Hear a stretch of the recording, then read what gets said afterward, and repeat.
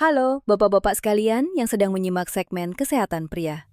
Topik pembahasan dalam video ini adalah 7 jenis vitamin yang dapat membantu pria usia 50 tahun ke atas menghentikan kebiasaan buang air kecil di malam hari, mengatasi pembengkakan prostat, dan memulihkan vitalitas pria langsung dari rumah. Apakah belakangan ini bapak-bapak mulai merasa tubuh memberikan sinyal protes dengan cara yang sangat tidak nyaman? Sedang enak-enaknya tidur nyenyak di malam hari, terpaksa harus bangun dan berjalan tertatih ke kamar mandi hingga 2 atau 3 kali. Setiap kali buang air kecil, alirannya terasa lemah dan harus mengejan.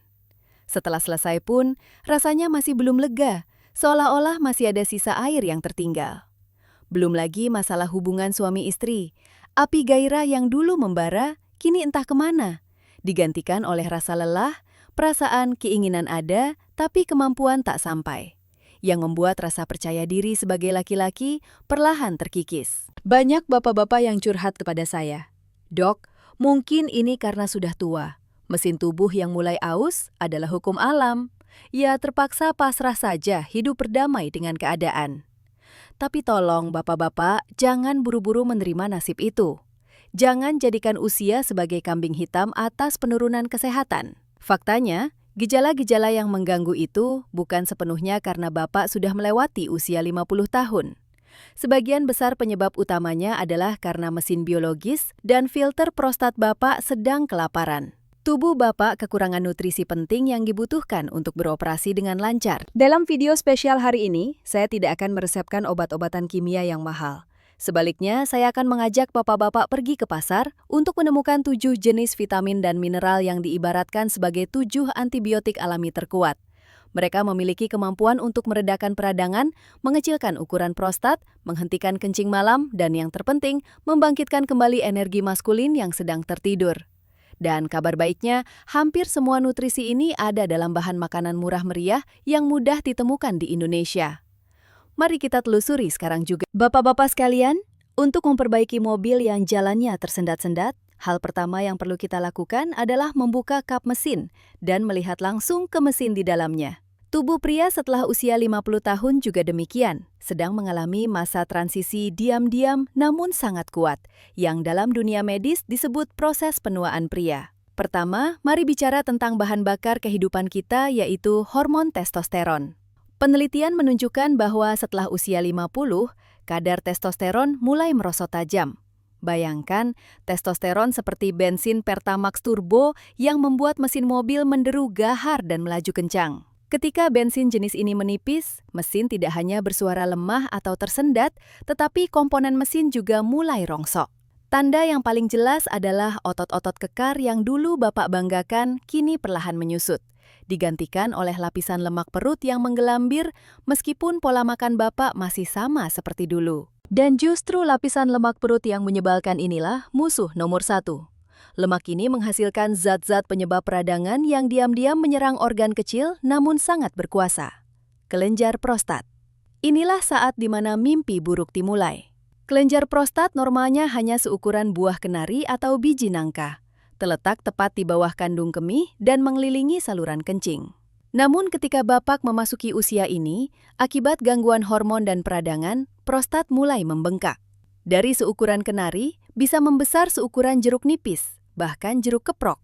Bayangkan sederhananya begini, saluran kencing Bapak ibarat selang air yang lunak, sedangkan prostat adalah tangan yang menggenggam selang tersebut. Ketika tangan ini bengkak dan mencengkeram erat, bagaimana mungkin air bisa mengalir deras? Itulah alasan mengapa Bapak mengalami situasi serba salah yang seringkali malu untuk diceritakan kepada siapapun. Sedang tidur nyenyak, rasa ingin pipis membangunkan, tapi sampai di kamar mandi harus berdiri menunggu lama, harus mengejan, dan pancarannya lemah serta terputus-putus. Baru saja selesai dan kembali ke tempat tidur, rasa tidak nyaman di perut bawah muncul lagi, seolah belum tuntas, dan Bapak harus bangun lagi. Satu malam bangun 2-3 kali seperti itu, mana ada sehatnya. Paginya badan terasa lemas, lesu, dan tidak bertenaga. Lebih parah lagi, kelemahan ini menyeret serta penurunan kemampuan di ranjang.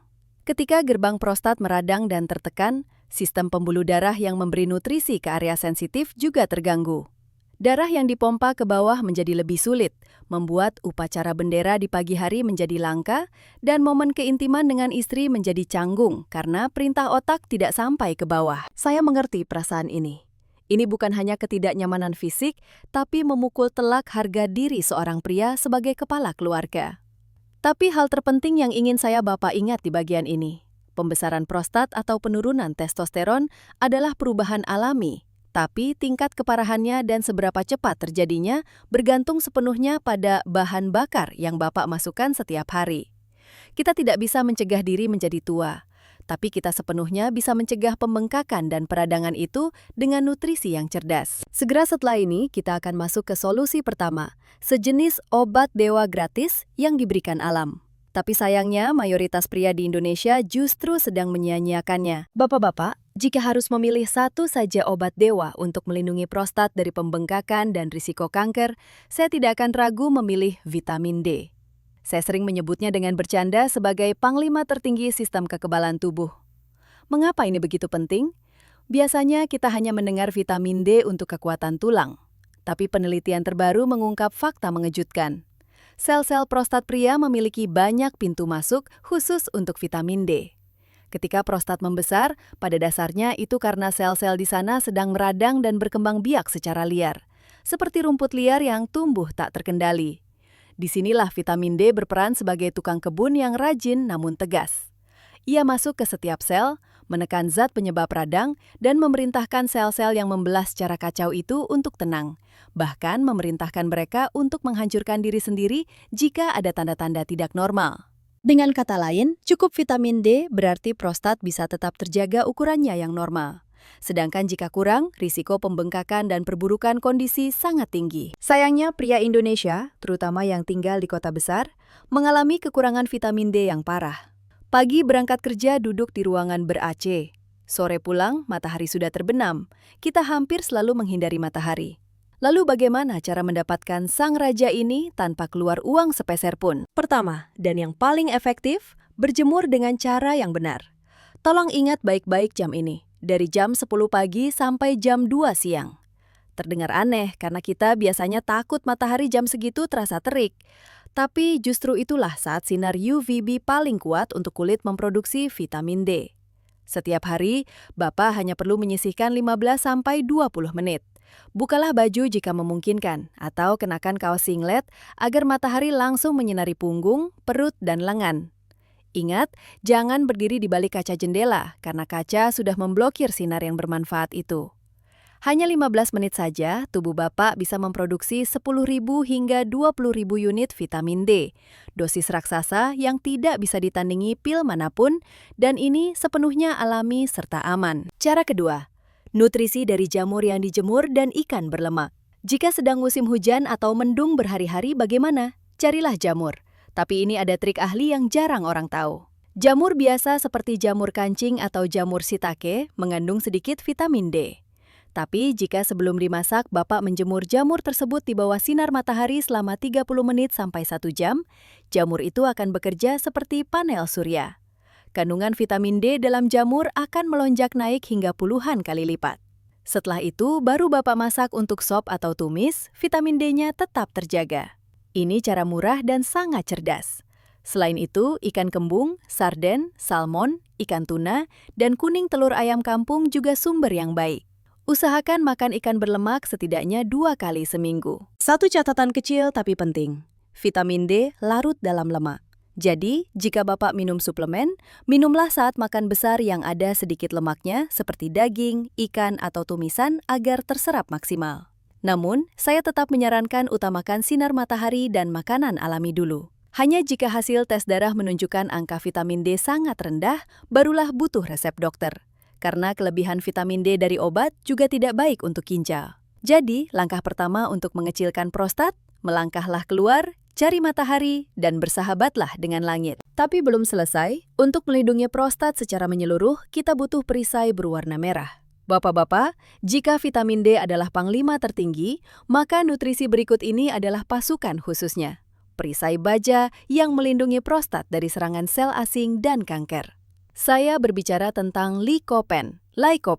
pigmen merah ajaib yang ada dalam buah berwarna merah, khususnya tomat. Tapi di sini ada fakta terbalik yang saya yakin 90% bapak-bapak dan para istri di rumah salah melakukannya setiap hari. Kita sering berpikir makan sayur itu harus mentah, harus segar, baru bagus, baru zatnya terjaga. Ibu-ibu sering membuat jus tomat atau bapak-bapak makan irisan tomat mentah sebagai lalapan. Apakah itu bagus? Bagus, tapi khusus untuk prostat, efektivitasnya sangat rendah. Kenapa begitu? Likopen dalam tomat segar terbungkus sangat rapat oleh dinding sel yang keras, ibarat emas yang disimpan dalam brankas besi yang kokoh. Jika kita makan mentah, sistem pencernaan sulit membongkar brankas ini untuk mengambil emasnya. Sebagian besar likopen akan lewat begitu saja di usus dan terbuang. Sains telah membuktikan, tomat harus dimasak matang dan dimasak bersama minyak atau lemak, baru bisa jadi obat dewa bagi pria. Ketika Bapak menumis atau membuat saus tomat, suhu panas akan memecah dinding sel dan melepaskan likopen. Lebih penting lagi, panas mengubah struktur kimianya menjadi bentuk yang sangat disukai tubuh. Dan karena likopen larut dalam minyak, ketika dimasak dengan sedikit minyak goreng, kemampuan penyerapannya ke dalam darah meningkat berkali-kali lipat. Sebuah penelitian besar dunia menunjukkan pria yang makan hidangan tomat matang 5-6 kali seminggu bisa menurunkan risiko kanker prostat ganas hingga hampir 30% dibanding yang tidak makan. Angka yang sangat mengesankan untuk solusi murah meriah, bukan? Lalu bagaimana mekanismenya? Ketika masuk tubuh, likopen cenderung lari langsung dan berkumpul di jaringan prostat. Di sana, ia bekerja sebagai antioksidan super kuat. Bayangkan prostat Bapak seperti komponen mesin logam. Seiring waktu dan usia, ia diserang karat, radikal bebas. Karat ini lama-lama bikin radang dan merusak sel jadi kanker. Likopen adalah oli pelumasnya. Ia membersihkan karat itu, mencegah sel membesar, dan melindungi keutuhan DNA. Jadi, bagaimana cara makannya yang benar? Prioritaskan masakan bersaus. Tahu telur bumbu Bali, ikan sarden saus tomat, tumis tomat telur, atau sekedar membuat saus pasta sendiri. Ingatkan istri, Bu, tomatnya dimasak sampai hancur ya, dan jangan lupa pakai sedikit minyak. Itu kunci utamanya. Frekuensinya, usahakan masukkan menu tomat matang minimal 5 kali seminggu.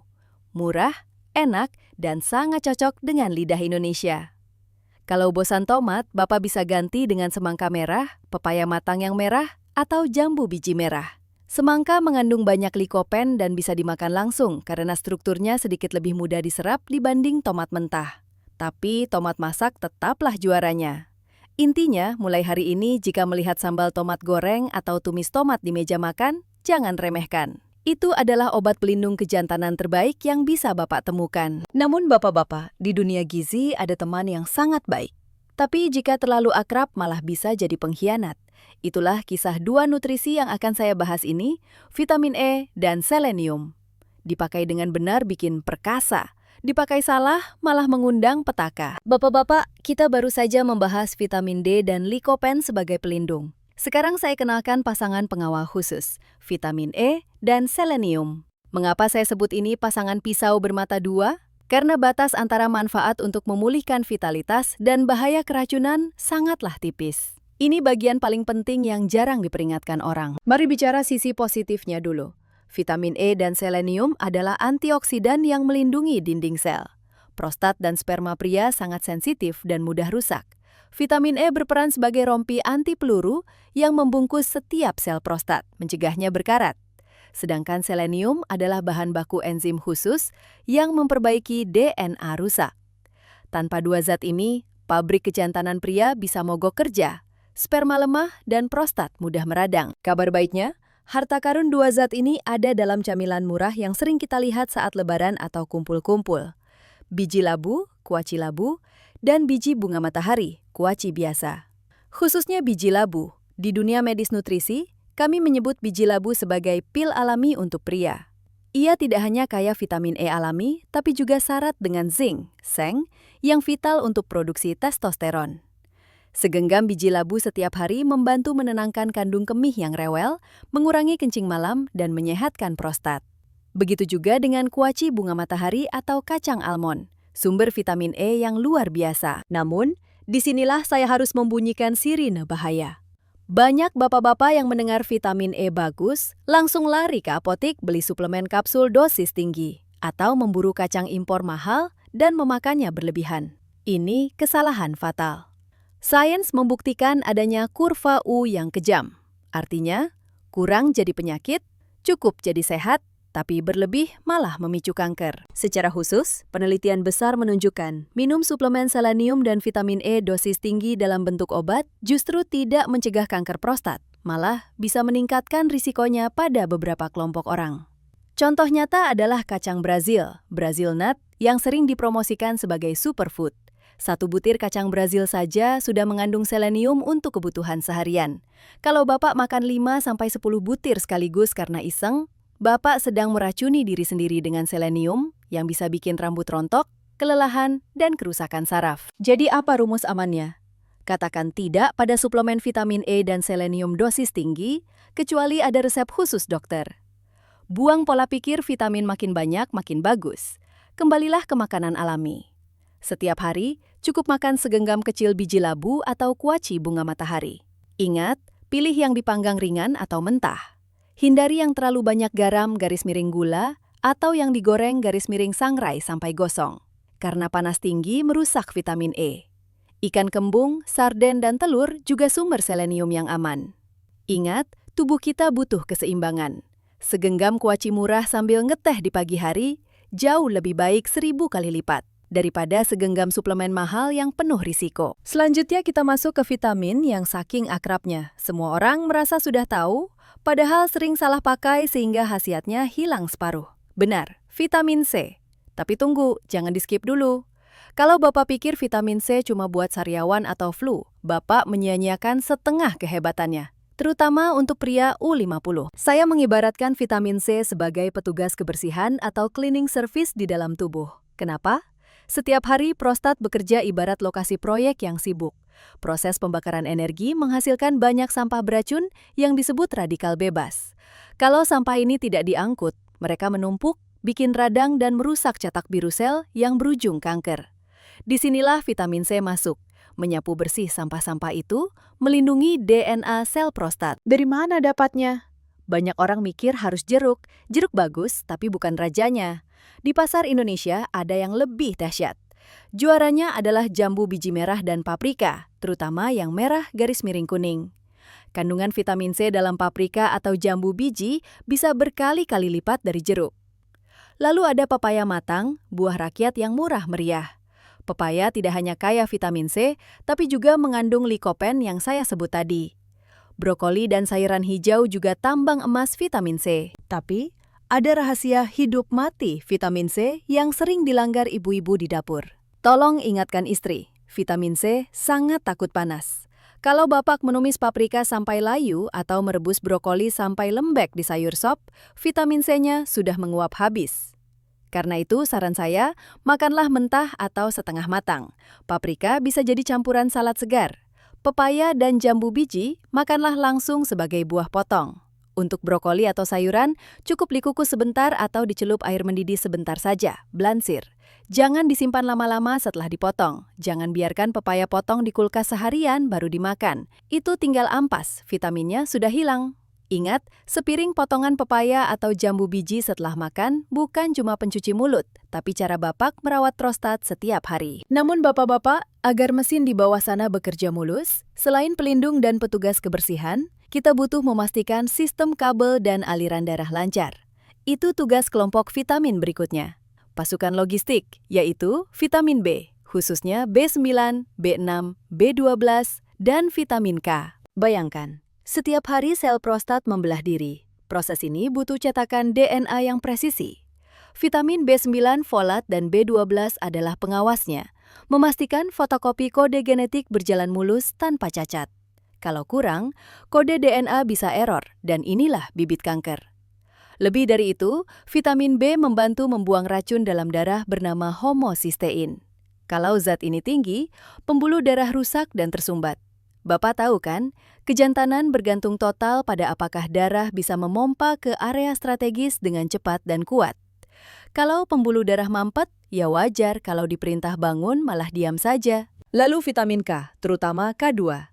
Ia seperti polisi lalu lintas kalsium. Ia menggiring kalsium masuk ke tulang biar kuat dan melarang kalsium menumpuk di dinding pembuluh darah atau di prostat.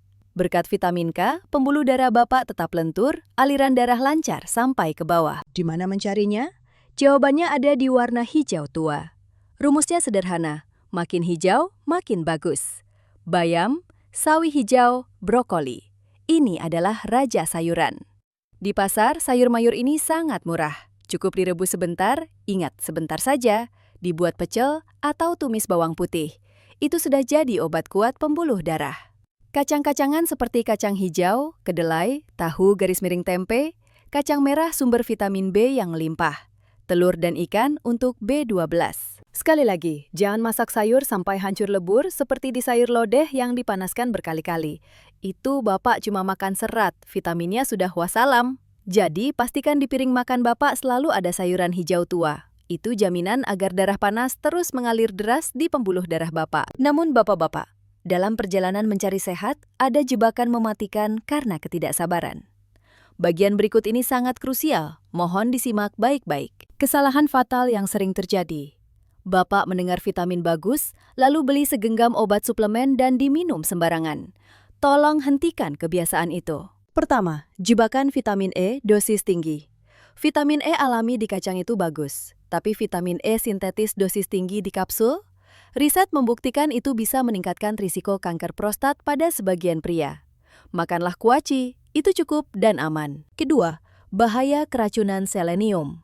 Seperti saya bilang tadi, kelebihan selenium dalam darah sama bahayanya dengan kekurangan. Jangan makan kacang Brazil berlebihan atau minum suplemen selenium tanpa tes darah. Bisa bikin rambut rontok dan saraf rusak. Ketiga, salah kaprah vitamin A. Banyak yang minum minyak hati ikan atau vitamin A dosis tinggi biar sehat. Salah besar. Kadar retinol vitamin A murni yang terlalu tinggi dalam darah justru dikaitkan dengan risiko kanker prostat. Yang Bapak butuhkan adalah karotenoid, bakal calon vitamin A dari wortel, tomat, pepaya. Tubuh akan mengubahnya jadi vitamin A sesuai kebutuhan saja, jadi tidak akan keracunan. Jangan paksa tubuh menerima dosis overdosis dari pil. Saran tulus saya sebagai dokter, makanan adalah obat. Obat bukanlah makanan. Prioritaskan vitamin dari pasar tradisional dari dapur istri. Tubuh kita didesain menyerap nutrisi dari makanan, bukan dari tablet kimia. Konsultasilah ke dokter jika Bapak sudah punya masalah prostat atau angka PSA tinggi sebelum minum suplemen apapun. Nah, agar semua teori ini tidak cuma numpang lewat di telinga, saya buatkan rencana aksi 7 hari yang sederhana. Bapak tinggal ikuti, kesehatan akan kembali. Pagi hari, sarapan kaya zinc dan protein. Jangan cuma makan bubur ayam atau nasi uduk yang kebanyakan karbohidrat. Coba telur rebus atau telur mata sapi dengan roti gandum. Taburkan sesendok biji labu atau makanlah segenggam kuaci setelahnya. Jam 10 pagi, kencan dengan matahari. Sempatkan keluar 15 menit. Gulung lengan baju, ini saatnya charge baterai vitamin D gratis. Siang hari, menu pelindung merah. Wajibkan ada menu tomat masak, ikan bumbu tomat, tumis tomat, atau balado asal tidak terlalu pedas. Selalu dampingi dengan sayur bayam atau brokoli rebus sebentar. Sore hari, camilan cerdas. Jam 3 sore saat mulut iseng atau stres, jangan ambil rokok. Ambil kuaci atau kacang almond. Tutup dengan potongan pepaya atau jambu biji. Malam hari, makan ringan. Usahakan makan ikan 2-3 kali seminggu. Dan ingat aturan air minum, minumlah cukup di siang hari, tapi setelah jam 8 malam, stop minum air, teh, atau kopi. Biarkan kandung kemih istirahat agar Bapak tidak bolak-balik bangun. Gerak badan. Cukup jalan kaki cepat 30 menit sehari, ini melancarkan darah ke panggul dan membakar lemak perut. Bapak-bapak, kesehatan prostat dan kejantanan tidak bisa dibeli dengan obat kuat instan. Ia dibangun dari kebiasaan kecil di meja makan. Tubuh Bapak itu ajaib, beri bahan bakar yang benar, dia akan memperbaiki dirinya sendiri. Dokter terbaik Bapak bukanlah saya, tapi diri Bapak sendiri yang memutuskan apa yang masuk ke mulut hari ini. Mulailah hari ini, dari makan malam nanti, untuk merebut kembali rasa percaya diri dan performa Bapak. Jika Bapak merasa ilmu ini bermanfaat, tekan tombol like dan jangan lupa tekan tombol subscribe berlangganan agar kita bisa berjumpa lagi di video berikutnya. Jika Bapak siap menerapkan jadwal 7 hari ini, tulis angka 1 di kolom komentar agar saya tahu dan bisa menyemangati Bapak. Semoga Bapak-Bapak selalu sehat, tangguh, dan menjadi tiang keluarga yang kokoh dan bahagia. Salam sehat dan sampai jumpa.